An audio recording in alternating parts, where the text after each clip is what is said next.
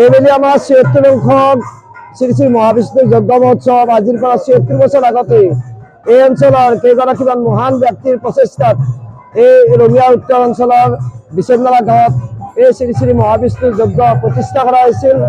এই অকল আহাৰদীয়া ব্যক্তিৰ চেষ্টাত আজি ৭৬ বছৰে আমাৰ ইয়াত এই যজ্ঞ মহোৎসৱ পূৰ্বৰ পৰা চলি আহিছে।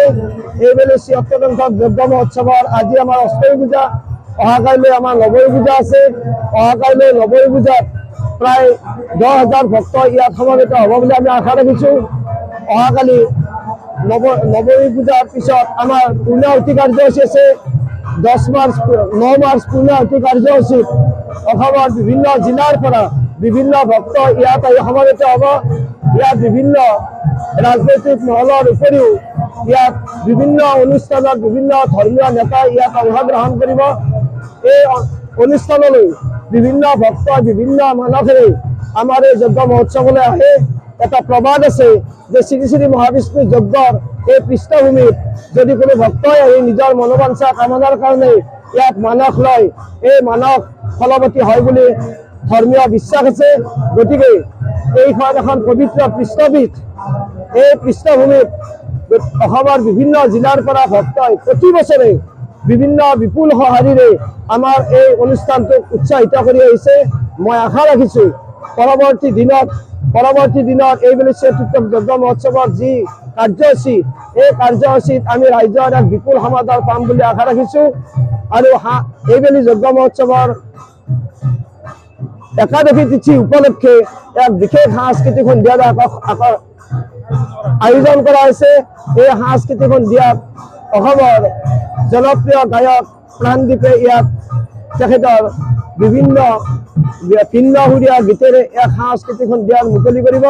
আৰু এই সাংস্কৃতিক সন্ধিয়াত আমি সমূহ ভক্তবৃন্দৰ সহায় সহযোগিতা আমি শ্ৰদ্ধাৰে কামনা কৰিছোঁ। আমাৰ ৰঙিয়া হিত আদিনী সংঘৰ সৌজন্যত শ্ৰী শ্ৰী মহাবিষ্ণু যজ্ঞ মহোৎসৱ এই বছৰ আমাৰ ৭৬ বছৰত ভৰি দিলে। এই ৭৬ বছৰৰ আজি আমাৰ তৃতীয় দিনৰ কাৰ্যসূচী। এই তৃতীয় দিনৰ কাৰ্যসূচীত ৰাতিপুৱাৰ পৰা অসমৰ বিভিন্ন প্ৰান্তৰ পৰা বিভিন্ন ভক্তপ্ৰাণ ৰাইজ আহি আমাৰ এই অনুষ্ঠানৰ সৌষ্ঠৱ বৃদ্ধি কৰিছে। ৰাতিপুৱাৰ পৰা আমাৰ নাগাৰা নাম পৰিৱেশন কৰিছে দুটি পাঠিকাই। ইতিমধ্যে আপোনালোকে দেখিছে যে দুটি সংকীৰ্তন দলে ইতিমধ্যে আৰতিৰ সময়ত সংকীৰ্তন কৰি আছে। আৰু অহাকাইলৈ আমাৰ হ'ব নৱমী পূজা। এই নৱমী পূজাত অসমৰ বিভিন্ন প্ৰান্তৰ বিভিন্ন ভক্ত আহি ইয়াত উপস্থিত হ'ব।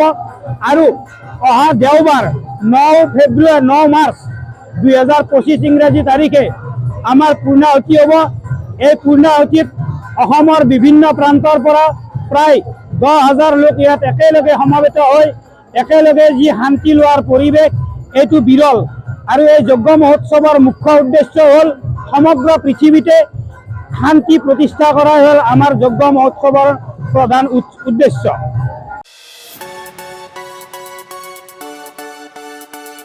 ৰঙাপাৰাবাসীৰ বাবে সুখবৰ। আপুনি যদি দুচকীয়া বাহন ক্ৰয় কৰিব বিচাৰিছে তেন্তে এতিয়াৰ পৰা আৰু চিন্তাৰ কোনো প্ৰয়োজন নাই।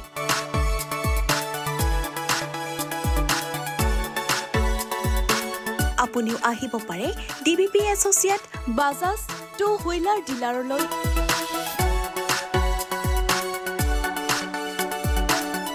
আমাৰ ঠিকনা হৈছে ৱাৰ্ড নং ৮ ঠাকুৰবাৰী ৰোড, ডাকঘৰ ৰঙাপাৰা, জিলা শোণিতপুৰ, অসম।